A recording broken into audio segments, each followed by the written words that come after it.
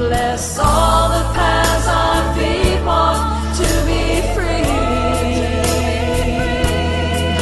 Bless all the paths our feet walk to be free. I didn't expect such a nice introduction. I didn't even think I was going to get introduced. I was just going to come up here and just start yakking away. I know, I like to talk. So I'm going to open with another song. Some glad morning when this life is over, you'll fly away. Let's see, you'll fly away, oh glory, you'll fly away in the morning when you die. Hallelujah, by and by, you'll fly away. Okay, so thank you for singing that with me. You know, I'm sorry I had to change the words to that song. You know, it's really, what is it? It's supposed to be I'll Fly Away. So you all have been singing I'll Fly Away, but I don't sing I'll Fly Away. Here we are. Because, yeah, it did, me too. Because you see, death always happens to someone else, right? It doesn't happen to me, I'm still here. So it's always somebody else. I mean, my address is a walking cemetery. And besides, if I think about my own death, I should say my address book is a walking cemetery. You know, if I think about my own death, I'll draw it to me and I might die sooner. So I don't want to think about my own death. And if I don't think about my own death, maybe there's even a chance I won't ever die. I mean, you've heard of those old men, you know, those old monks up somewhere on a mountaintop that live for hundreds of years and they don't eat or drink, right? You know, and they're still alive. So maybe I would just not ever die. So I want to think only positive thoughts. And death is very negative, isn't it? It's very dark. It's a very dark thought. So even though, along with birth, death is probably the most significant other event in my whole life, why do I want to upset myself by thinking about that now? I really don't. So can you believe it? Here, I have to get this. Right here. Can you believe that Florida Memorial Gardens had the nerve to send me this? Have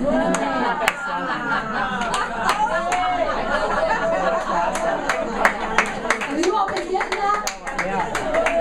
How did they know? How did they know I was this age? I'm going to have to move out of Brevard County.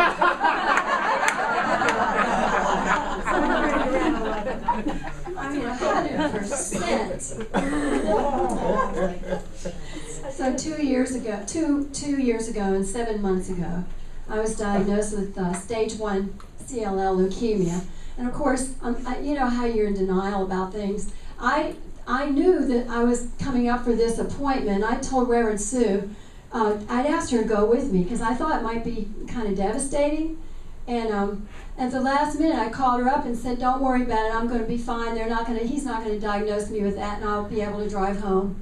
And so she stayed home, and I didn't go. I went by myself, and the doctor walked straight into the room and said, "Yeah, you have stage 1 CLL leukemia."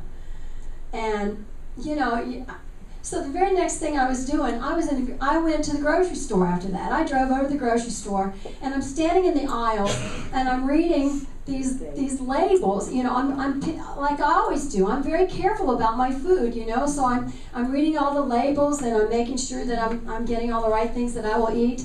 And all of a sudden, I put it down. I said, "Oh my gosh, I don't have to do. The game is over. This is why am I doing this? All I'm trying to do is just."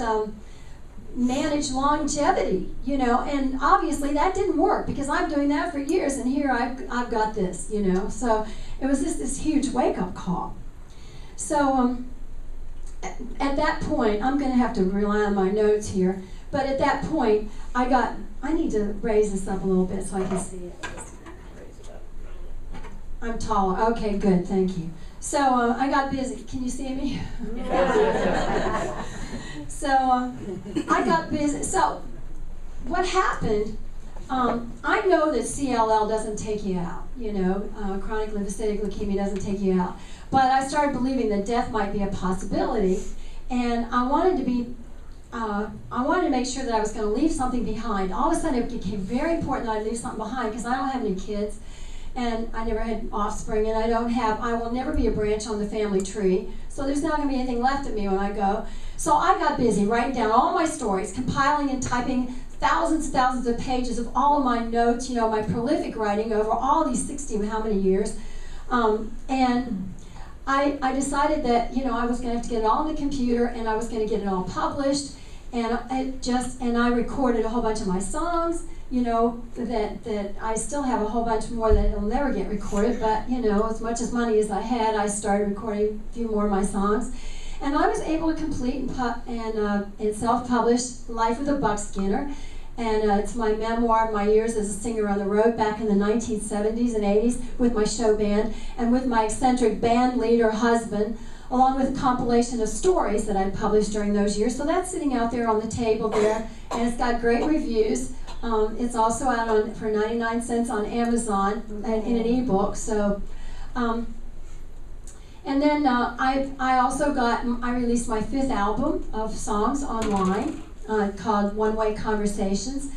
And so you can Google my name to find my music in my Spiritland. My Spiritland CD is out there on the table as well. And also a CD that I did with Paula Langeth Ryan. It's a meditation CD. So I've got download cards for that. So, this was like going on and on and on. I was like, and I was just never going to get that done. And I was getting more and more tired, and Catherine was coming over to my house and trying to help me with all this stuff. And I was just, my mind, I was just not, I was so tired. So, and then I got into chapter 7 in the novel that I'd started writing, because of course I had to do that too. I was very driven. I waking up every day, oh my God, I gotta do it, and I'm so tired. I'm more and more tired every day. So on June 21st, 3 months ago, I had this sudden wake-up vision of my death. I saw that I was going to die of not being able to swallow, which has been an ongoing and an increasing serious problem for me over the last 18 months. And this sudden, jarring flash of destiny flipped me into a different direction entirely. All of a sudden, everything, my whole life just turned upside down. Now I want to ask you, have you ever had a friend who called you up in the middle of the night and sobbing on the phone and telling you she was going to die? Have you ever had that? I've lived 69 years, and nobody has ever called, I've known thousands of people. Nobody has ever called me up sobbing to me that they were going to die. Well, unfortunately, 2 of my 4 unfortunate friends have had that experience. So, yeah, I did. I called up 2 of my friends, each one, and at night, and I'm sobbing on the phone, and I'm saying, I'm going to die, and I haven't even learned how to live happy yet. I have not even figured out how to have a happy life, how to be happy, and I'm going to die. And of course, what do you say for that? Thank goodness my friends, they were quiet.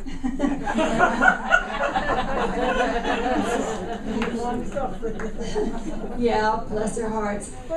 So a few days later, when I calmed down, I realized that I had gone into a panic because, in addition to failing to capture a happy life by the tail, I hadn't made any preparations to manage serious illness and death. So I suddenly saw that leaving something behind wasn't as important as I thought. In fact, it's not even important at all. And what I saw was that the Girl Scout motto that I'd grown up with, be prepared, that would bring me more peace of mind than all of my years of denying my eventual sickness and death. So I wrote down 4 steps in turning my life into a happy, fulfilled old age, and promised my sleepy self to accomplish at least one task toward getting my affairs in order each day until I was finished. That was 3 months ago. So this different course is what I'm here to share with you today, a talk I've titled Healing the Journey Home. And thank you, Becky, for inviting me to be here. So the first 2 items on my list, and there was a handout that I was going to give out. Do we have it? I'll get it. Oh, Becky says it's in the closet. Okay.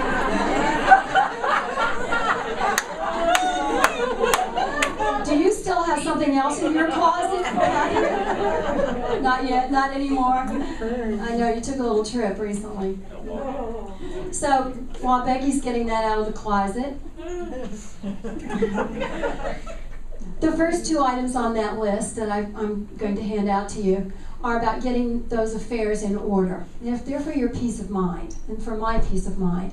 And the second two on the list have almost immediately plopped me right down into the middle of my happy place. And who knew? Who knew? Passed out? Sure. You want to just go ahead and give them out? And we'll just wait for just a minute. I'll let you go ahead and pass those around. It's a lot of information there, so just take it home. You're not going to... Also, I'm going to post this talk on my blog post. So I've got little cards out there and with my stuff out on the table, and so you can just pick up a card and it'll give you all the websites for things. So you may want to go back. There's going to be some information in this that you may want to go back and look on my blog post if you wanted to review what I go over today. So the first peace of mind task is to plan for the disposal of your remains and the disposition of your worldly possessions after your demise. And I've listed those tasks on your handout, so I don't need to go through them too much, but I just wanted to tell you this, my own experience. I didn't want to leave see, there are some things that you can control in life, and then there are some things that you might be able to control after you're dead, right? I mean, after you're long gone, you can still control them. And one of them is making arrangements for the funeral home. You know, that sounds like a dark subject, but I never wanted to do that. I never wanted to walk into a funeral home, go do that. You know, but at the same time, I don't want to have my arrangements be somebody else's burden.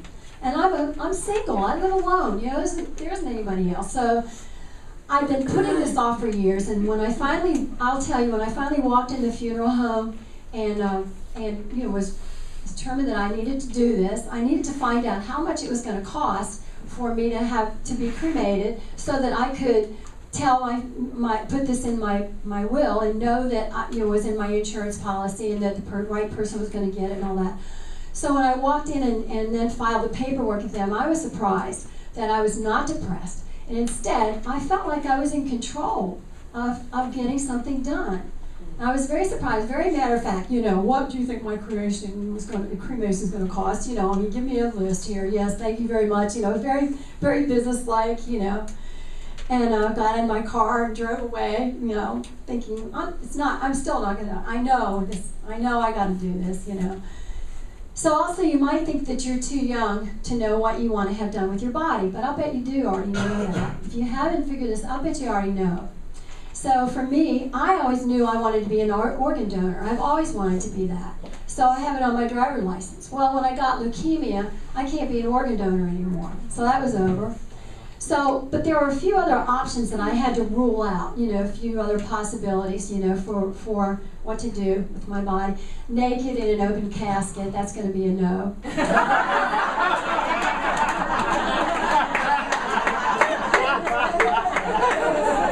Naked cadaver curled up on a shelf in a teaching hospital, I think that's going to be a no. Who was telling me about that? Somebody told me about that.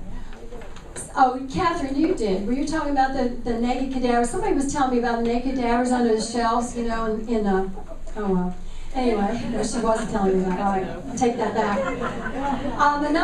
Another no is cremated and sitting in an urn in someone's closet. Another one is cremated and sitting in an urn on a coffee table in someone's living room, like my neighbor. And honestly, this is true. I visited her and she said, "Do you want to sit next to Charlie?" Well, there he is in a big urn, you know. That was her husband. So I don't think so.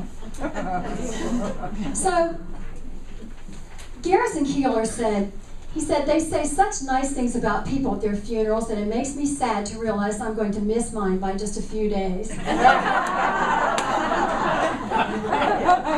might want to gather up some poems and pictures and help your survivors put together a funeral for you, and just in case they want to do something, you know, because that might not be something you're going to be in control of. If I had my choice, I'd say no, forget it. You know, don't go to any of that trouble. But you know, I'm not going to be in control of that. So maybe it'd be nice to have some pictures and some, little poems and things that you might like to have said. And then you also may want to write your obituary. Because honestly, if you've read the obituaries from your friends that have died, or your loved ones that have gone on, and you start reading that, they've gotten it all wrong, haven't they? So you're the only one who can get the facts straight, And then once you get all this stuff done, you better put it in a place where people can find it, That would be a good idea. So the second part of this is to create a plan for when you can't manage on your own. This was another one of my panics. I mean, I have a beautiful African gray parrot that's going to outlive me by 20, 30 years. Well, what's going to happen when I'm too... And I cook for this bird, I mean, this bird sits right next to me in a cage, and sits in my lap in the evenings and, just wants to be with me, wants to hang out. What am I going to... Well, how am I going to take care of this bird if I'm very, very, very sick, and can't fend for myself anymore? What do I do? So I had a panic. I need to rehome my bird. Now, let me tell you, if you already know that you're going to get smacked off this planet instantly, then you can skip this step. You're not going to have to make a plan for living well. But almost all of us will encounter death in slow motion. It's a slow walk. I call it a slow walk down the backside of the mountain. Like me, you'll be seeing the Grim Reaper coming from some way off. And this is what you have to plan for. So the doctors keep patching us up and sending us back out of the hospital doors on our walkers and in our wheelchairs and pushing our breathing machines attached to tubes in our noses, and we just go on living. It's just a very long haul here. This medical community, they amaze me, what they can do now. So Woody Allen once said, "I'm not afraid to die, I just don't want to be there when it happens." I suggest that you don't leave it up to your loved ones to have to guess what you want and don't want in your days and hours before death. I think you should give them a break. Write directives for them. Mine are 7 pages long. By the time my friends finish reading them, I'll be gone. Now, I could have made them shorter and more entertaining. After I wrote those directives and gave them out, handed them out, and I've got names and addresses of everybody else on the list so they can all support each other, phone calls, getting in touch, staying in touch with each other. But what I realized is I could have made that much more entertaining, that directives list, and fewer pages. All I had to do was write a list of shoot me when. Shoot me, just shoot me the next time somebody thinks they're going to put a tube through my nose and down into my throat, make me swallow it on the way down. Just shoot me before that happens. Shoot me before my sister thinks that I need to go back, be carted back up north to be near her. Just shoot me first. A list like that. Now, the third one that I really want to get to for you is friend yourself. Now, the third and fourth items on my list are for your happiness right now. Now, I have a feeling that most of you in this room have already friended yourself. I think you already have done that. You've already made friends. Making peace with your master is the cliche advice, that you give somebody when they're getting ready to die. Well, I guess you better make peace with your master or you're going to die. But I believe as soon as you can in your life that you need to make peace with yourself, because I think that's the same thing.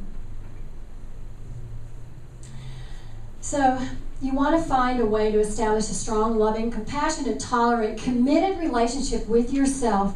Whatever that takes, go there if you haven't already done it.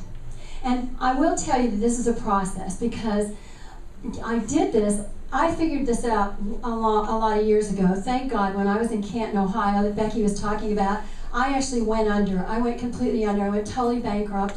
My house was upside down. I had no idea in 2004 when I bought that house that everything was going to be upside down 2 years later. I had no notion of that. So here I was sitting in an upside down house. I couldn't sell it. I couldn't get out. My mother was here in Florida dying. It was time for me to come back. I couldn't come back. And obviously I did come back, didn't I?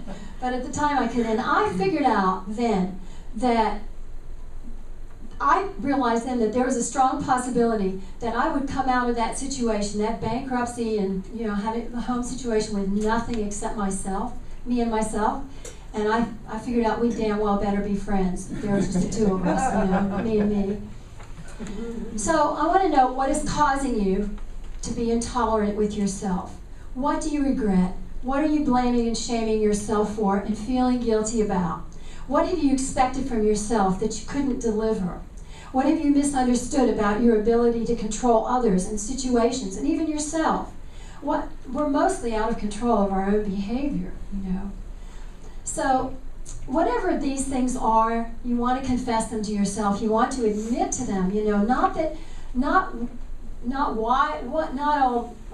only just that you feel guilty about it, and or that you are shaming yourself or blaming yourself for it. And you need to begin this healing process by beginning first to confess it. Just say it out loud.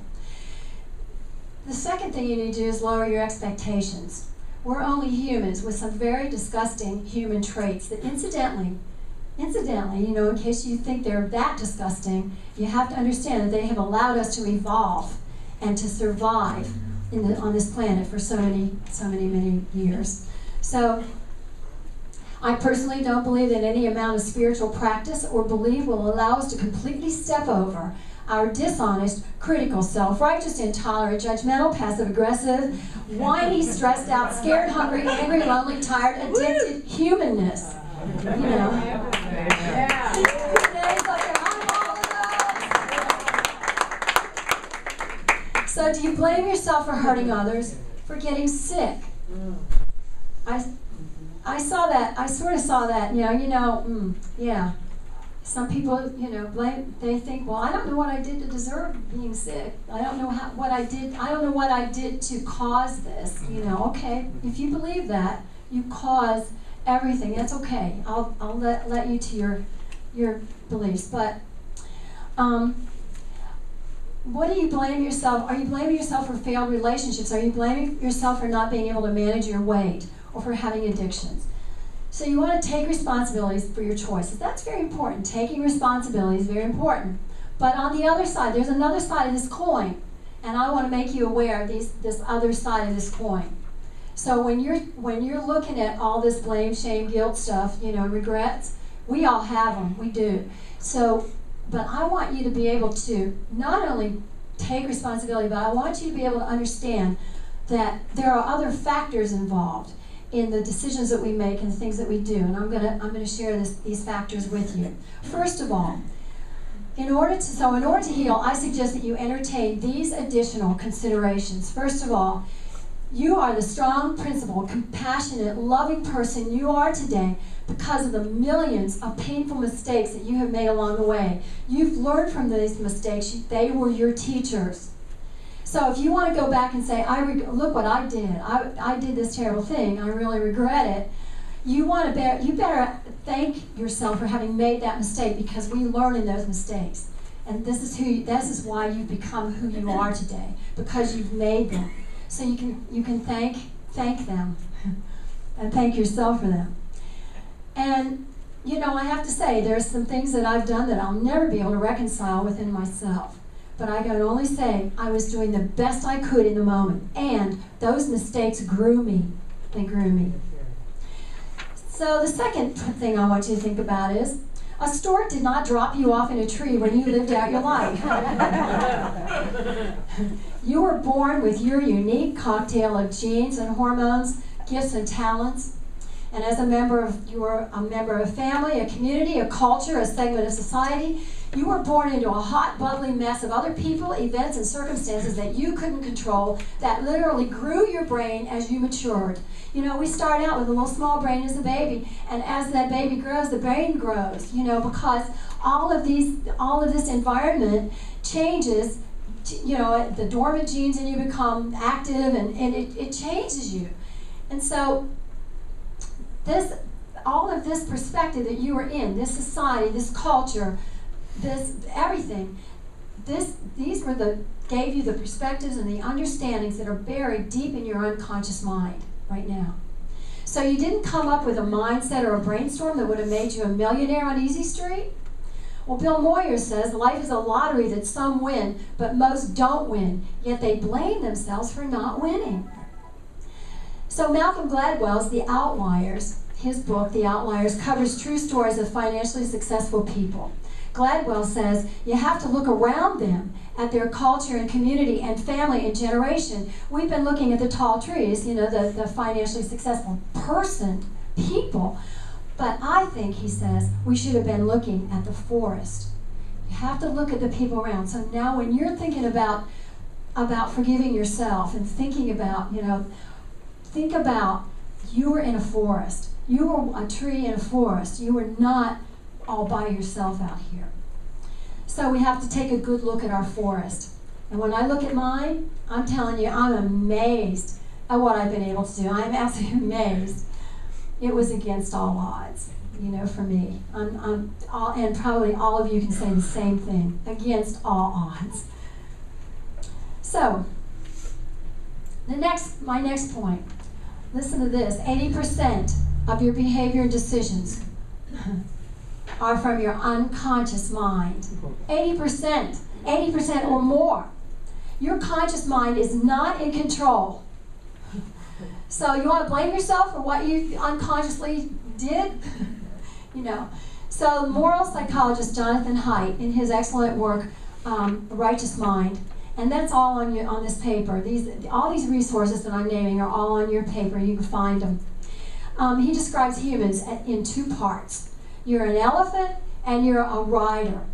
So the elephant is the unconscious part of your mind. And the elephant is just lumbering its way through relationships and life events without consulting the rider at all. It's just going its own direction. The rider is this frantic little thing sitting on top of the elephant, trying to make up reasons, and it sees everything after the fact. Your conscious mind does not see something when it's happening, it sees it afterwards. So your conscious mind is on top of this elephant, and you're going, oh my God, I did that, and then you're trying to figure out why, make a justification, a rationalization for why you did it. And this is how we justify our behavior to ourselves, to everybody else, because our unconscious mind was in charge of it, and we don't know why in the hell we did it. We really don't.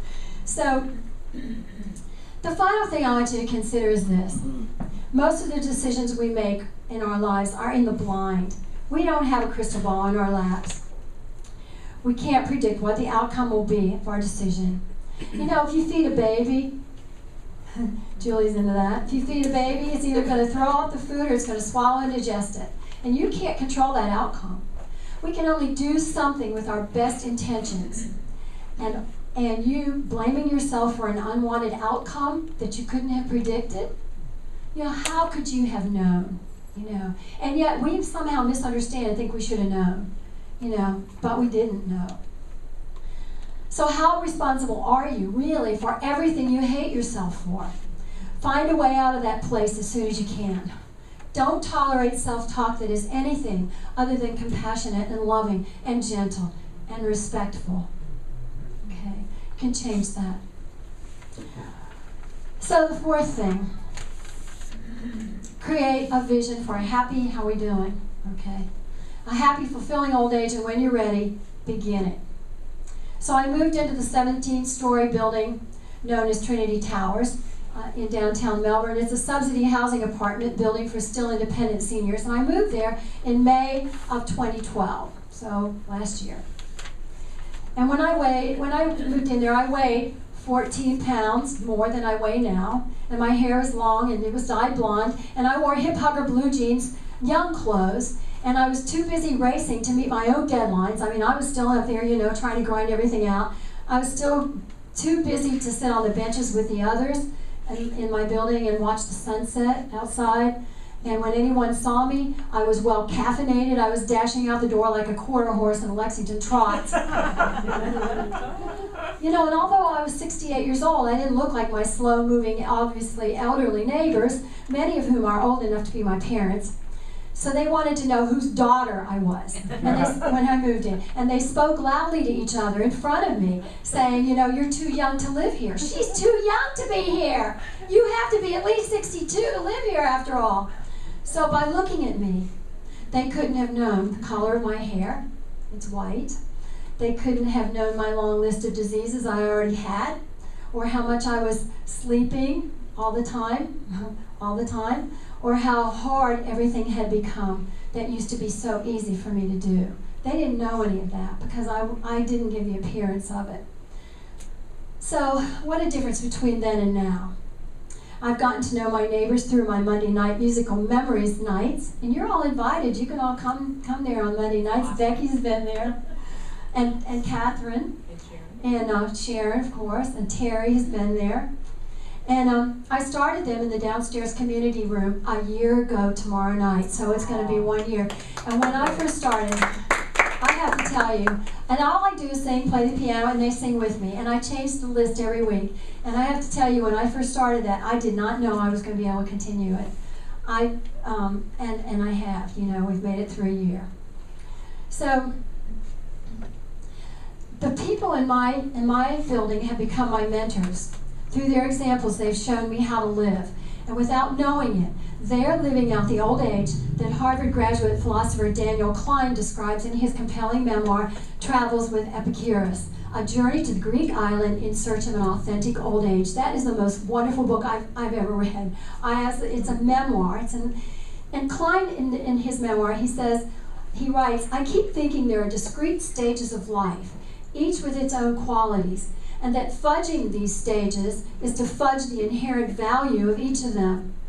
That it feels more authentic to me to recognize that human desires and capabilities change from one period of life to the next, and to deny that they do is to miss out on what is most fulfilling about each stage. You know that saying, we are too soon old, too late smart?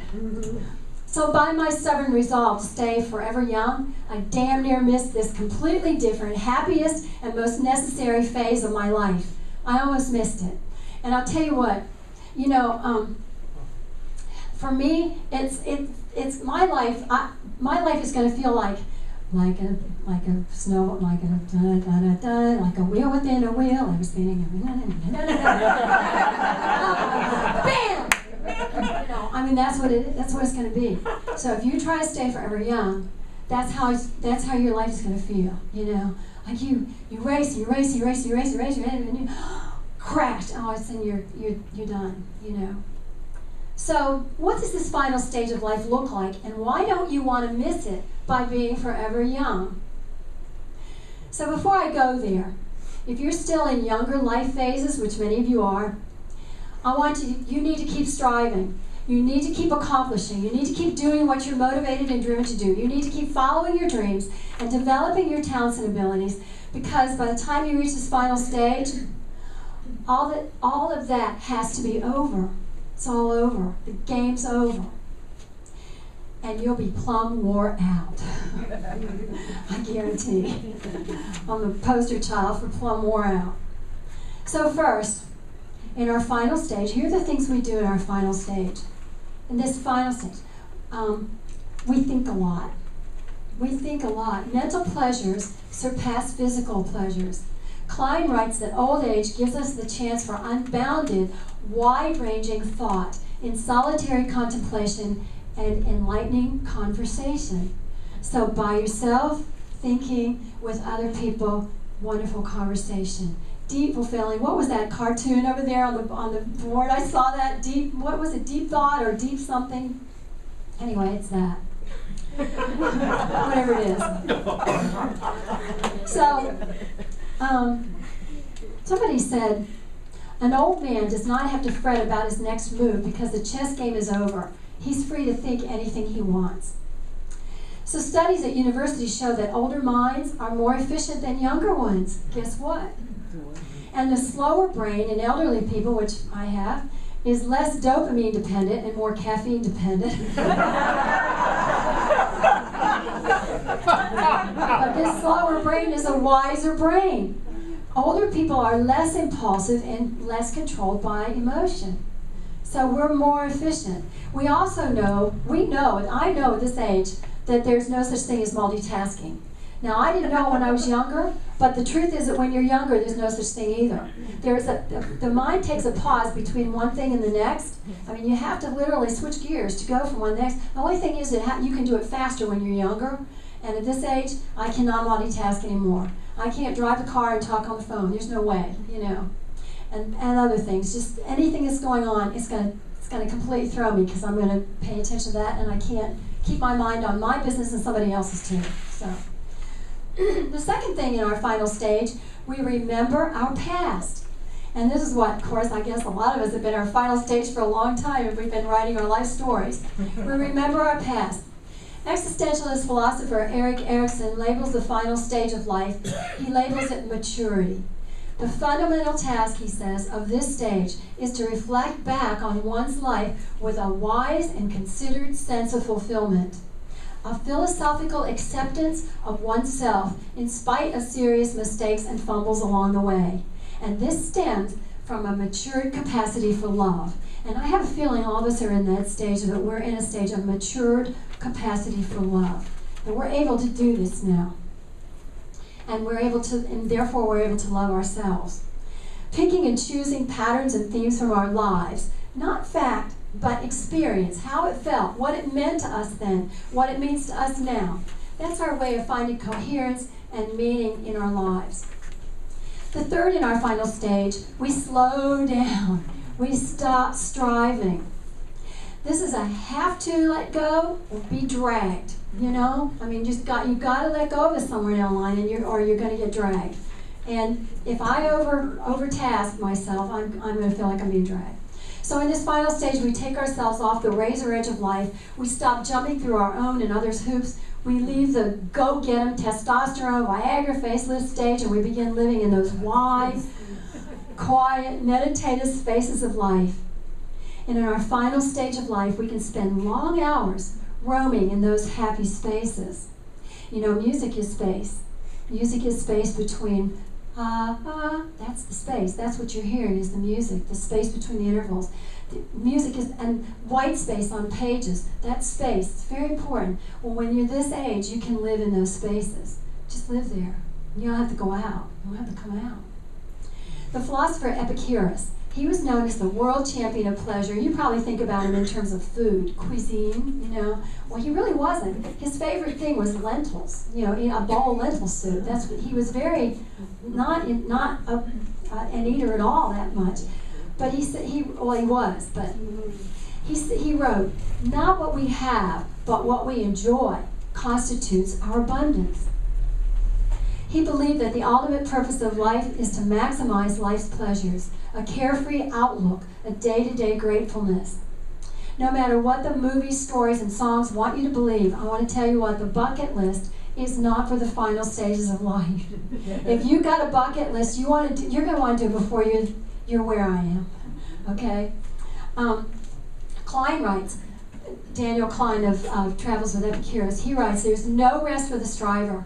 Another bucket list is always looming. While the clock ticks loudly, my heart pounds and I'm breathless, stressed out. Do I want to live the rest of my years this way? And for me, you know, of course, I'm in the final stage, the answer is no. People in their final stage of life likely have already gone, and I know you guys are singing this song here sometimes on Sunday mornings. You've likely gone skydiving already. Reverend Sue knows that I went skydiving because she did too. We all went the same day. Who else went on that day? Went skydiving on that day? You've been skydiving? How many have been skydiving already? Oh, good. Okay, well, it nearly killed me. I ended up having to go to the doctor, ear, nose, and throat specialist like a month later because I couldn't hear. And she said to me, we are not meant for jumping out of airplanes. We are walkers on the ground. We are ground walkers. We're not ocean divers, ground walkers. Not runners, walkers, you know. So, anyway. So, by the time we're in the final stage of life, we've gone skydiving, we've gone Rocky Mountain climbing, we've probably gone bull riding. We won't do that again. Thank you very much. A dear friend of mine in her late 50s has recently received a well-deserved financial award that will keep her living comfortably for the rest of her life. When I asked her what she was going to do, she looked at me with eyes sparkling and she said, well, I could set up my own company, or I could go back to school, or I could travel the world, or I could go fishing. And she said, I'm going fishing. Fourth, in this final stage of life, we enjoy companionship. It's at the top of the Epicurus' list of his pleasures, of life's pleasures, companionship. Unlike goal-oriented life stages, in this final stage we enjoy companions without wanting anything from them, without the need to manipulate or exploit or maneuver anyone to do anything for us. The old Hasidic proverb says that God created man because he loves stories. Well, companionship is about sharing stories. It's about hearing stories and receiving stories and telling stories. And with friends, we want to laugh, we share conversation, we want to play cards, we want to share personal stories, and we want to share silence. The fifth thing that we do, I'm rushing through this here, in the fifth thing, Klein writes that for many philosophers, idleness is one of old age's greatest gifts. It gives us time for that wondrous human activity, play. So in this stage, we play for the sake of play. We don't play in order to have fun. We simply have fun playing. And pure play and joy are intimately connected. Philosopher Friedrich Nietzsche wrote, "In every real man, a child is hidden who wants to play." Old people and little children are natural playmates. I just want to remind you that, Julie. You're not, but you might want to team Michaela up with, some older people that you know for playmates. Klein reminds us that play can be intellectual too. Pure and playful wonder are the foundations of all philosophic inquiry. So, I'm at the wrap-up stage here. I want to invite you, at whatever age you are, to begin enjoying these things now. Get your affairs in order. Friend yourself now. And hold on to this vision of the final stage of life so you won't miss it like I almost already have. So I'll tell you, if you stay forever young, your life will feel like this rat race, and all of a sudden it's over and you didn't have time to sit and smell the flowers, right? So my friend Georgia Collins recently sent me this that speaks to all phases of life. The world is so full of a number of things. I'm sure we should all be as happy as kings. Robert Louis Stevenson. Is that where it came from? From the Child's Garden of Verses. She said it came from Robert Louis Stevenson's A Child's Garden of Verses. And she didn't tell me, my friend didn't tell me where it came from, but I thought it had to come from somewhere wonderful. So I hope when you start into your final stage of life, you'll recognize it. Lay your burdens down by the riverside. Declare a truce with yourself and commit to living this happiest final stage of life for all it's worth. And I hope when you start getting near the end of the line, you'll be a good sport about it. Sure, you'll grieve your loss of life. You will grieve it. You will cry. But you'll take it on the chin without bitterness. Maybe you'll hold on to the hope of being with loved ones in an afterlife. And while you're looking back over your shoulder and waving goodbye, you'll say, "Thank you, life. It's been a wild, crazy, glorious ride. I wouldn't change a nanosecond of it. And world, you'll go on spinning after I'm gone. And so I'm leaving you here in the capable hands of loving, compassionate people who will do a great job of taking care of this planet and humans and non-humans. So cheerio, life. So long, and thanks for the memories. I've had a life to die for." Thank you for sharing time with me.